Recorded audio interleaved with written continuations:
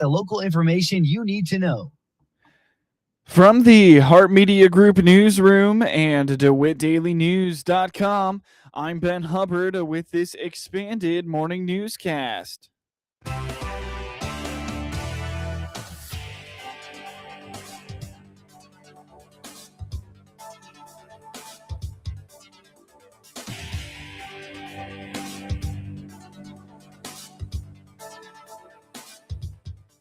Good morning and thanks for being with us. I'm your host today, Ben Hubbard. The news is brought to you by Baum Chevy Buick in Clinton, your Silverado headquarters, as well as Connexus, offering fiber internet in Clinton. Click their icon on DeWittDailyNews.com to find out more. DeWitt County recently approved the purchase of a new truck for the Emergency Management Agency, but the department is requesting a few more things to go with it. EMA Coordinator Will Pavlik had a planned absence from the meeting, however, had previously provided the Public Safety Committee with a short list of necessary accessories for the new truck to be approved. At the Thursday night meeting, Chair Megan Myers shared that the items include the purchase and installation of a mobile radio system, an emergency lighting system, and a truck bed cover. Will is not here this evening, but he did send some information for some additional items for the EMA vehicle, the radio installation, and truck bed cover. I will say I did ask him to please take a look at prices for the truck bed cover just to make the vehicle more functional for him. And then the other system and radio he also sent. So I guess discussion or questions on these. Buck Carter and John Wirtz raised a concern about the red and blue emergency lights, stating that Pavlik is not a first responder and would not need to use them. Thoughts? Yeah, I'd like to have discussion before we do anything else.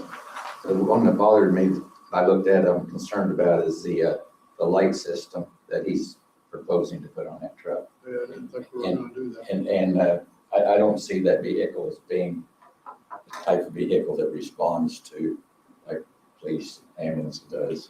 My understanding when he bought the truck was that, like, if he's at home and he gets a call that there's something going on and he's in the car, he had to come here to get the supplies and then go to where it was with the supplies that were needed that he was going to provide. We got the truck so he could have his supplies with him and go straight there. I don't see that truck going down the road with flashing lights and all that. I think the flashers that's on a truck when he's there is adequate. I'm not in favor of putting emergency type lighting on that truck.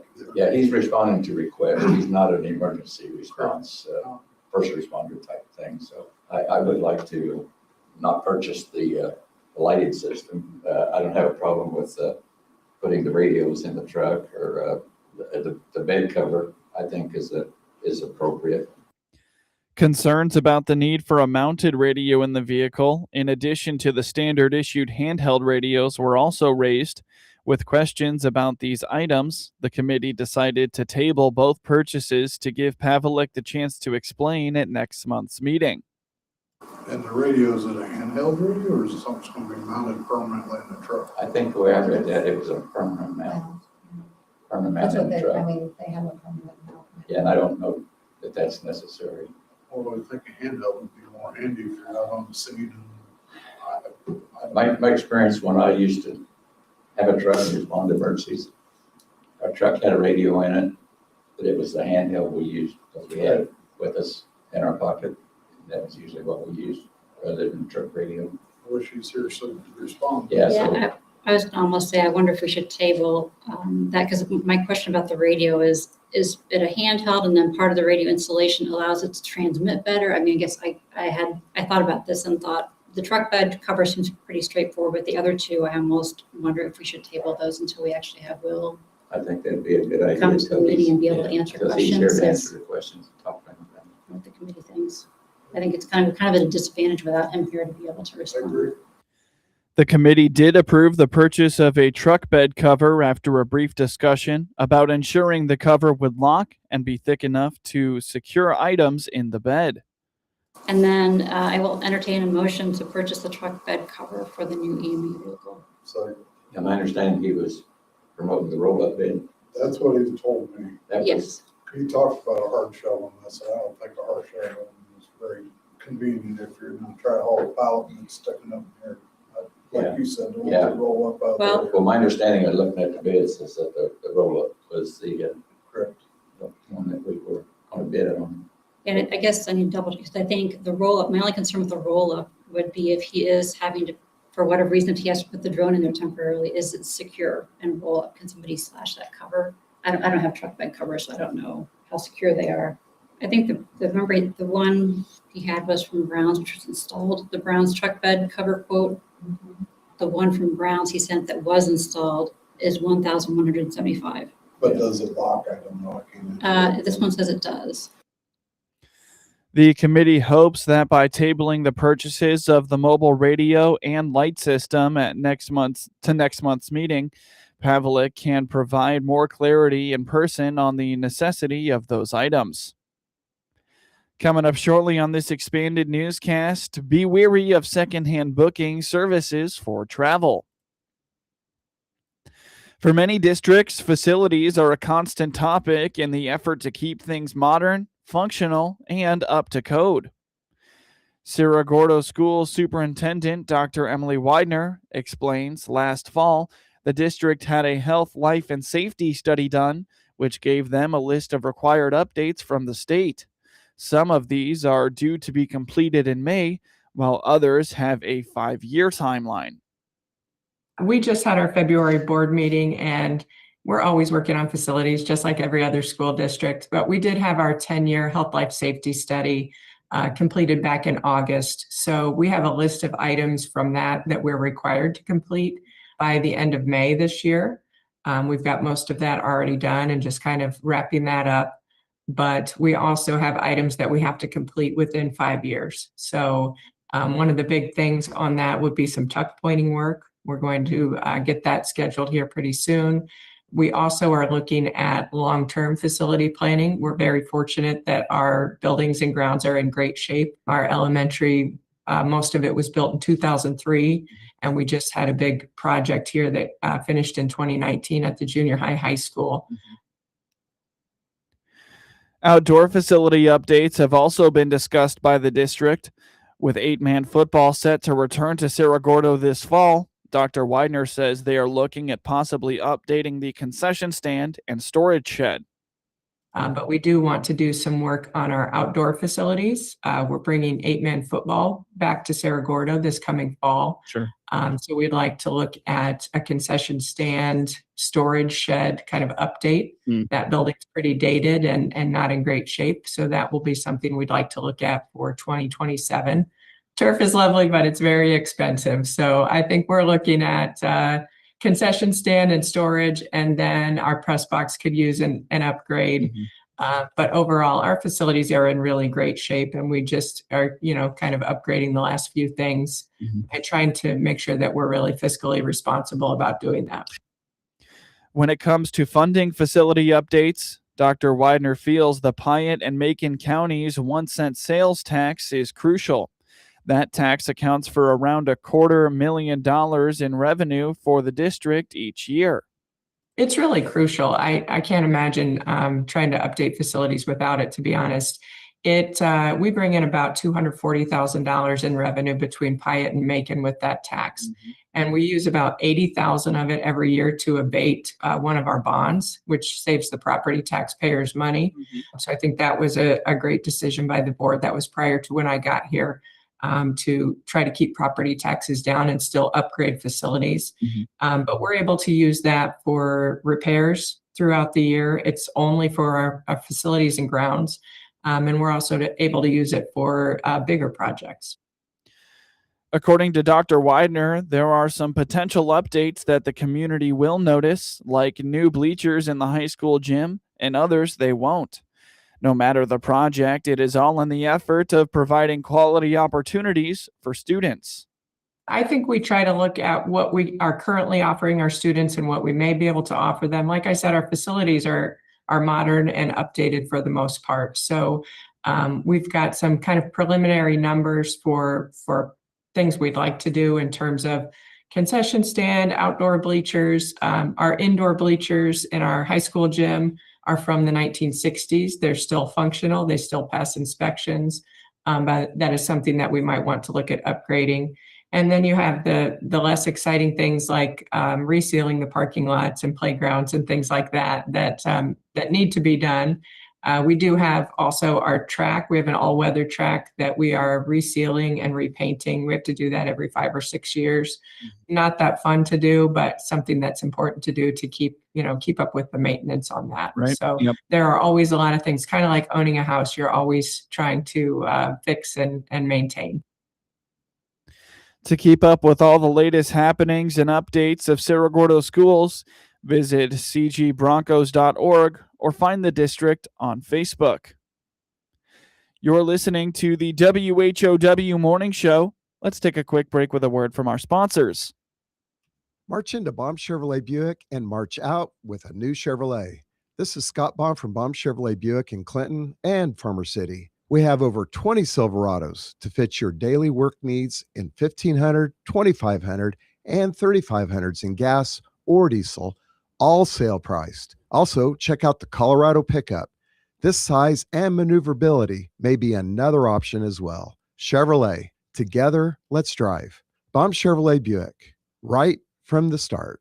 Experience the power of better connection with Connexus Fiber Internet. Connexus delivers ultra-fast, reliable speeds to keep you connected at the speed of life. Whether you're working from home, streaming your favorite shows, or gaming with your friends, Connexus has you covered. Say goodbye to buffering and dropped calls and say hello to fiber fast internet. Ready to upgrade your connection? Sign up today by clicking the Connexus icon at DeWittDailyNews.com. Nothing connects us like Connexus. News time is 19 minutes after the top of the hour. You're listening to the WHOW Morning Show. If you're planning a spring break getaway or starting to think about that summer vacation, be wary of booking through a secondhand travel site.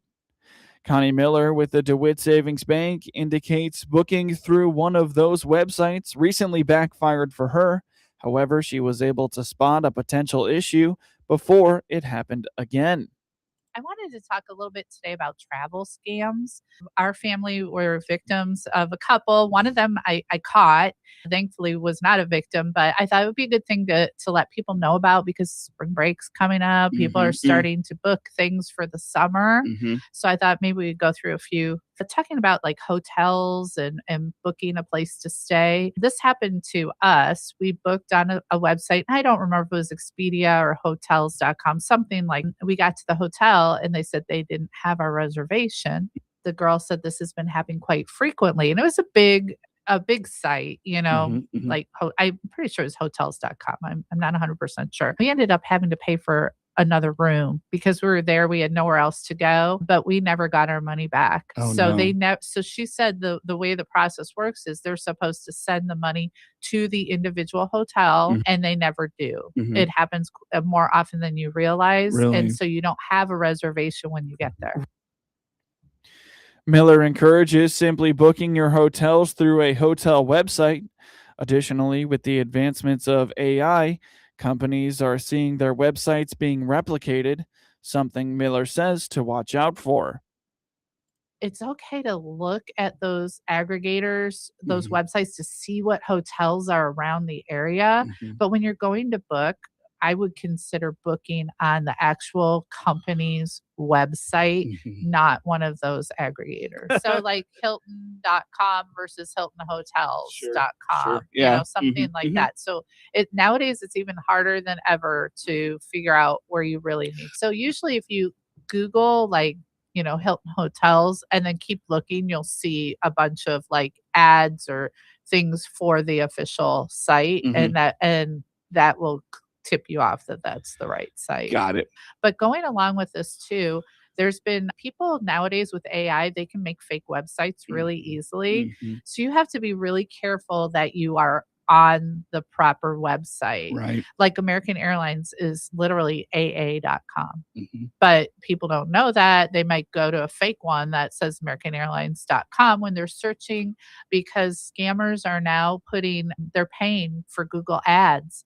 And then their American Airlines site, fake site will show up first and not the official website, and theirs will say official website and all Yeah, that on yeah. it too. On the WHOW morning show Thursday, Miller told the Heart Media Group a number of recent scams she has run into and read about. We'll hear more from Miller in the weeks ahead at the Heart Media Group. Rules for the road sessions across the state remain a great example of Illinois Farm Bureau in action.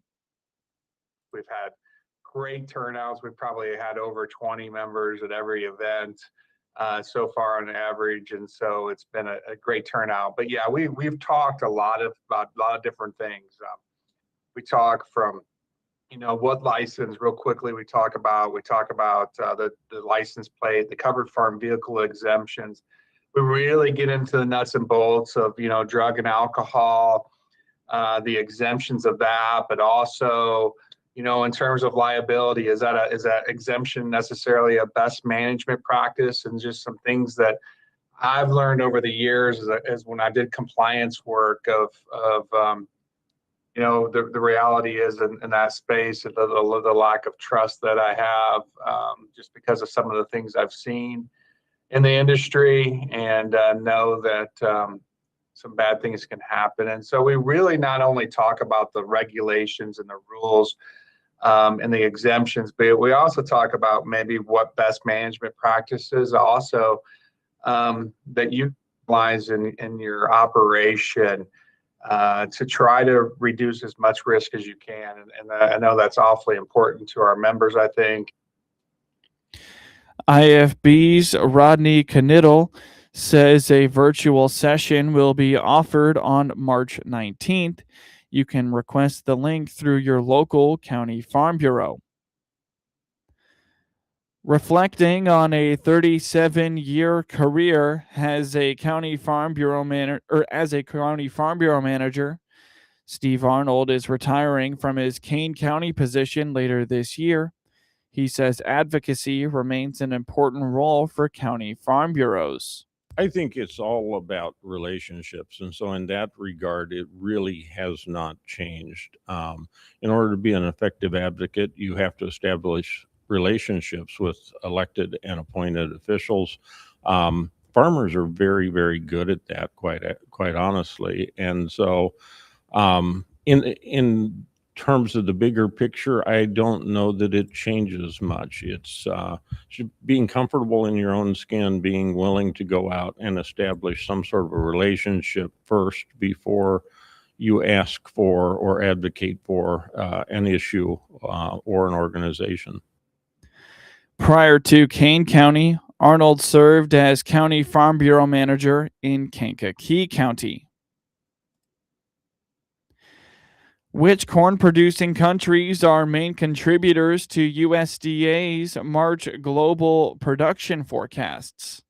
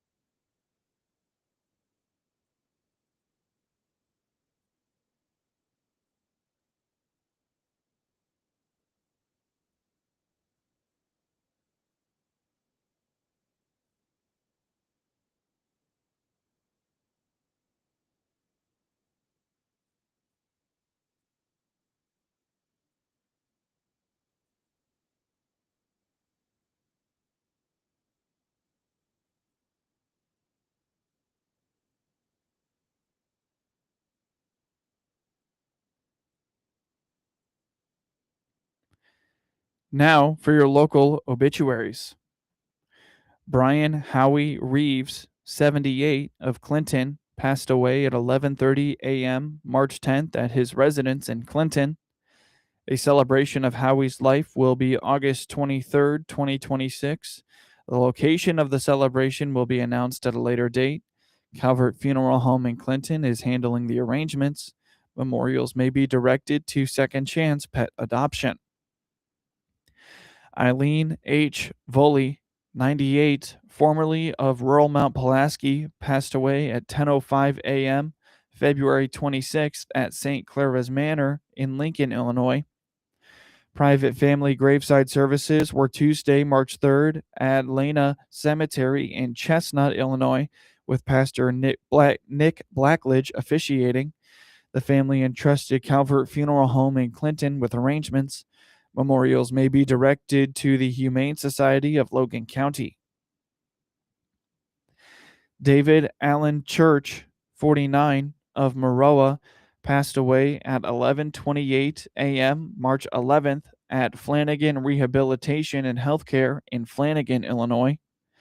Masonic services will be 11 a.m. Saturday, March 14th at Calvert Funeral Home in Maroa, with religious services following, with Reverend Julie Dowler officiating. Burial will follow at Maroa Cemetery. Visitation will be 10 to 11 a.m. Saturday at the funeral home. The family requests casual attire. Memorials may be directed to the Maroa Fire Department, Maroa Masonic Lodge, or the National Kidney Foundation. Beverly Reynolds, 89, of Clinton, passed away at 9:05 a.m. March 12th at Goldwater Care in Clinton. Arrangements are incomplete at Calvert Funeral Home in Clinton. Earl A. Cagle, 66, of Sherman, passed away on Monday, March 9th at his home after being diagnosed with cancer. A visitation for Mr. Cagle will be held on Tuesday, March 17th from 3 p.m. to 5 p.m.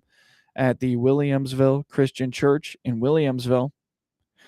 A memorial service for Mr. Cagle will be held on Tuesday, March 17th at 5 p.m. at the Williamsville Christian Church in Williamsville, with Mr. Shane Sims officiating.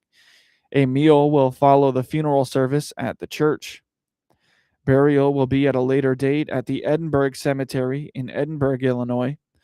Memorials may be made to the Pradier Willie Homes, 36100 Genesee Lake Road in Oconomowoc, Wisconsin, 53066, or the Williamsville Christian Church. Peasley Funeral Home in Lincoln is in charge of arrangements. Get news anytime at DeWittDailyNews.com. With SRN News, I'm Greg Clugston in Washington. The American death toll in the war against Iran has increased following the crash of a U.S. military refueling plane in western Iraq. U.S. Central Command reports that 4 of the 6 crew members were killed in the incident. Iran's new Ayatollah issued a statement yesterday calling for more retaliation and the closure of the Strait of Hormuz, which is choking off at least 20% of the world's oil supply. Oil prices are back above $100 a barrel, raising fears of a global economic crisis. One student was killed when a man opened fire in a classroom at Old Dominion University yesterday. The FBI is investigating the attack as an act of terrorism. Court documents show that the gunman who was killed had previously been convicted of aiding the Islamic State and was on a supervised release from prison. This is SRN News. So my friends over at Pure Talk have been sending me customer feedback from consumeraffairs.com, where thousands of people rate and review the top wireless providers. Here, for instance, is a nice note from James in Raleigh, North Carolina, who writes, quote, "After hearing Micro's ad, we made the switch to Pure Talk, and we couldn't be happier. We went from spending $1,200 a year with T-Mobile to $420 with Pure Talk. Thanks, Mike. Switch today!" Exclamation point. Pure Talk is saving James $820 a year. And because he literally wrote the words "switch today" in capital letters with an exclamation point, I'm going to go ahead and dedicate this commercial to him. So folks, take it from James in Raleigh, North Carolina. Pure Talk can give you unlimited talk, text, and plenty of data for just $25 a month on the same 5G service the big guys are overcharging you for. Just dial pound 250, say Mike Rowe. You'll also save 50% off your first month. That's pound 250 to save an additional 50%. Thanks, James. From the Hart Media Group Sports Desk, IL Sports Wire, and DeWittDailyNews.com, I'm Ben Hubbard with this local sports report. Gibson City, Melvin Sibley had a pair of strong seasons in 2024 and 2025, and now they're looking to continue that success in 2026. Head coach Dustin White says his team is hungry after a fourth-place finish in the state in 2024 and a sectional semifinal exit in 2025. He feels that after a few bad habits are cleaned up, they can be an exciting team this season. Yeah, so the last couple of years we've been, in really good shape. We went to state 2 years ago, 2024, finished fourth in the state, and that run I think has, kind of just created a lot of buzz and a lot of excitement. And then last year, a lot of returning guys from that group. We win a regional again, kind of an odd fashion. In 2024, we beat Milford in the regional championship game. We did it again in 2025 with the same pitchers on the mound against each other basically again. And then we go to the sectional. We play Mount Pulaski in the sectional in our first round game, who we had played at the sectional the year before. Our pitcher on the mound for us was Graydon Leonard. He, basically shut him out 2 years in a row. So a lot of eerie similarities last year to what we had in 2024. And so now we're looking at taking that group that has, those 2 or 3 years worth of experience and how we're going to get going for this year. And then unfortunately, last year at the end of the year last year in the sectional championship game, came up one run short. We had opportunities abound. We left a ton of guys on base. We made 4 or 5 errors that were really unconventional for us. And honestly, if we'd played that game, it's one of those games where you say, if we played the team 10 times, we might get beat once. And I really honestly feel that was the one time that we lost that we normally would not have.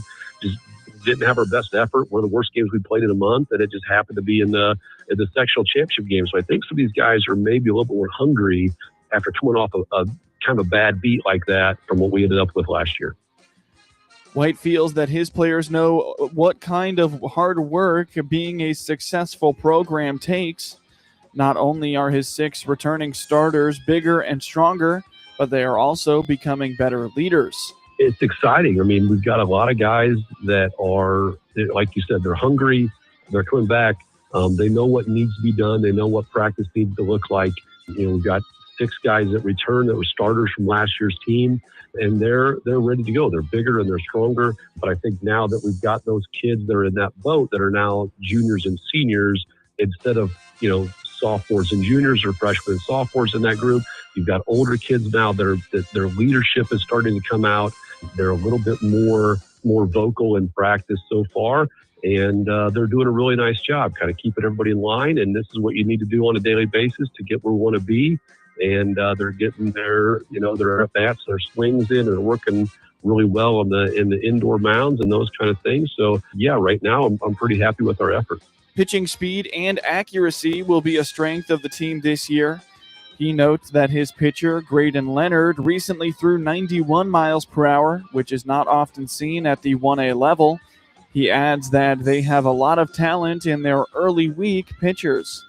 When a couple of our guys are on the mound, we'll be really good at getting strikeouts and throwing and striking people out and hopefully playing some defense. We got Graydon Leonard, who is a top line starter, kid getting some D1 looks at this point in time. I think last week or week ago, he was at 91 miles an hour in one of the PBR events. And so you don't really get a lot of that on a daily basis at 1A baseball. And so he is an anomaly there. So when he's on the mound, he's going to be really, really good. The Greer kid for us who came in last year, his last 3 outings were 5 basically no-hit innings. When he comes into the back end of a game to shut things down, he's really, really talented. So our key here early in the week, when we've got those kind of forces on the mound, we're going to go pitch it a little bit. I'm a little concerned about the back end of the week when we've got to get some other guys. We'll see how they do, but our top of the week guys are really, really talented, especially at the 1A level. I think I like our athleticism. I mean, we've got some kids that are really high athletically type kids. They've got some speed. We've got some pop in their bat. They run the bases hard. So I think just that overall across the board athleticism that we have, I don't think we're going to have anybody in the lineup that really kind of clogs the bases up or does those types of things this year. We've got some kids that can run a little bit. We've got hopefully some really solid defensive guys. And I hope that, when the ball gets put in play, we can make some plays behind them and shut some people down defensively. The Gibson City Melvin Sibley Falcons are scheduled to begin the season against the Warrensburg-Latham Cardinals in Warrensburg. First pitch is at 4:30 p.m. on Tuesday. The Normal Community Baseball team will undoubtedly be one of the most talented teams in the state of Illinois, and with that talent comes big expectations.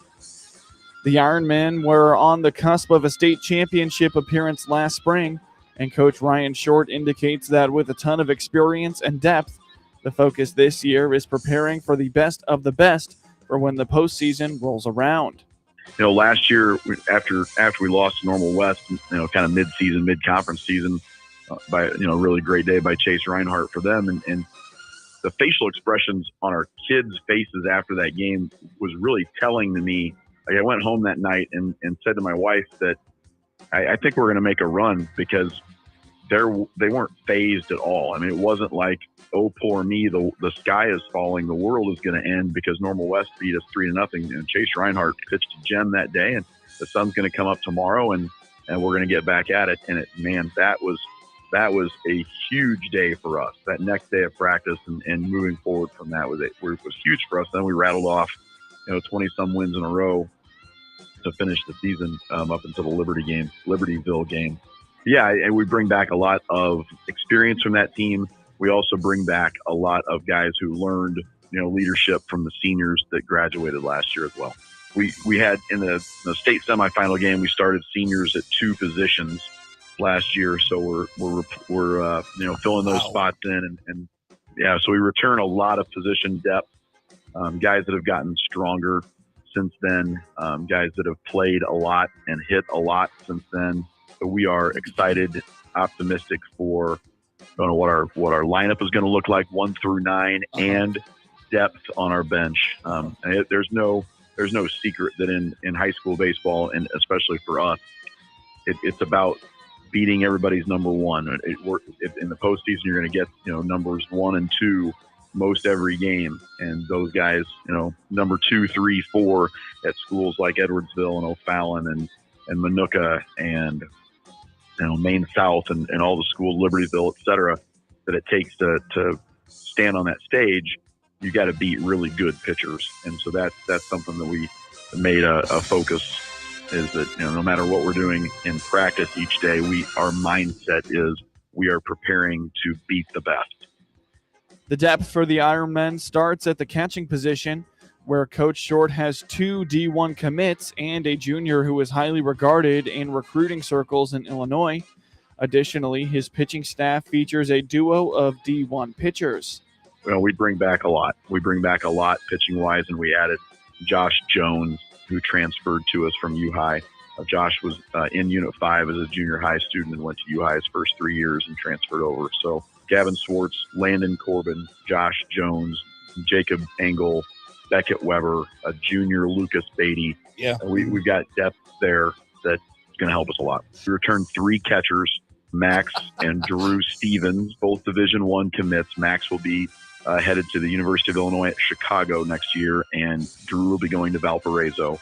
And then we also have a 3rd senior catcher, Tice Beckman, who is likely committing to a pretty good community college soon. I can't give that away for him, but he hasn't done it yet. So but either that or a Division III school. I know he's looked at a lot of places. So we have, and then Lucas Beatty is like the number 6 ranked catcher in the class of 2027 by Prep Baseball Report. So we have an abundance of talent and expertise and experience behind the plate. Honestly, Drew Stevens is one of the most positional, flexible players I've ever coached. I mean, he, in addition to being, a Division I recruit as a catcher and very, very good behind the plate, he also is excellent at both corner infield positions. We might look at him at second base a little bit this year. He could play either corner outfield position. So if I was Valparaiso, I'm bringing in a kid who, depending on, if he hits at that level, he can play wherever they need him. And so I think that's fun for Drew. Max will play some first base and DH a little bit. And it gives us a chance to keep those guys a little rested throughout the season to a degree. And Lucas Beatty, honestly, is a 9-position player. I mean, he's one of those throwback kids that could play all 9 and play them well. So, we will move Lucas around, based on where we need to have him in there from day to day. Coach Stevens believes that he has a team that loves baseball, loves to practice and is driven to get better. The Iron Men open up the baseball season next Thursday, taking on O'Fallon. In high school boys basketball, state semifinal Class 2A scores from the State Farm Center yesterday. Top-seeded Quincy Notre Dame beat 5th seed Farragut 64-43, while 1-seed Peoria Manual took down top-seeded Tolono Unity 62-57. In the third-place game, Tolono Unity beat Farragut 86-61. Luka Doncic had 51 points, 10 rebounds, and 9 assists. LeBron James had 18 points in his return after missing 3 games to injuries, and the Los Angeles Lakers used a strong third quarter to defeat the Chicago Bulls 142-130 on Thursday night. Austin Reeves chipped in with 30 points. DeAndre Ayton had 23 points and 10 rebounds for his 20th double-double of the season.